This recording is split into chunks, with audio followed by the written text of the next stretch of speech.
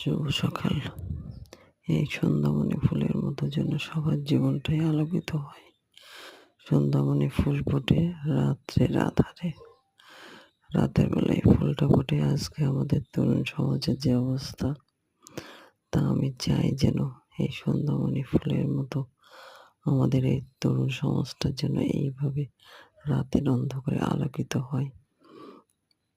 সবাই যেন রাতের বেলা দিনের সূর্যের মতো এইভাবে ফুটে উঠতে পারে।